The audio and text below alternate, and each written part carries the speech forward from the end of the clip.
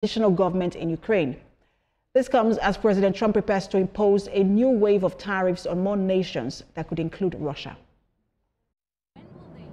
The U.S. president says if he finds out Russia is to blame for failing to reach a ceasefire with Ukraine, he will put secondary tariffs on all oil coming out from Russia. Making comments later, President Trump repeated his disappointment, saying he thinks the Russian leader is, quote, going to be good after all. No, I don't think so. I don't think he's going to go back on his word. You're talking about Putin. I don't think he's going to go back on his word. I've known him for a long time. We've always gotten along well, despite the Russia hoax. It's a hoax created by Clinton and Schiff and all of these lunatics. And that really was a dangerous point. That was a very dangerous thing they did to this country. It was a pure, unadulterated scam, hoax.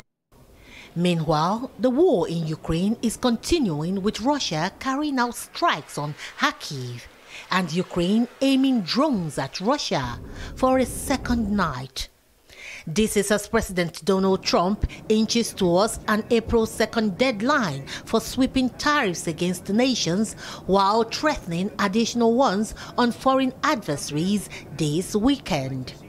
Mr. Trump has tagged April 2nd as the U.S. Liberation Day, promising reciprocal tariffs on an unspecified number of countries, as well as 25% tariffs on automobiles and car parts.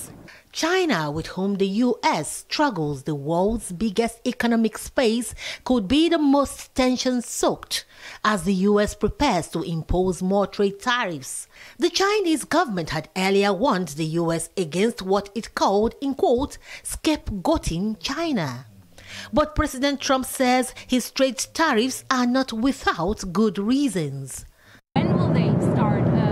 So we have a couple. We have the secondary tariffs on Iran, and we'll probably give it a couple of weeks, and if we don't see any progress, we're going to put them on. We're not putting them on right now, but if you remember, I did that 6 years ago, and it worked very well, to put it mildly. And if the election weren't rigged, you would have a situation where there would be no problem with Iran today, but it was. Biden didn't know what he was doing, obviously, and we have a very rough situation. The U.S. has already imposed sanctions on Iran and does minimal trade with the country. President Trump warned earlier of additional tariffs on Russia.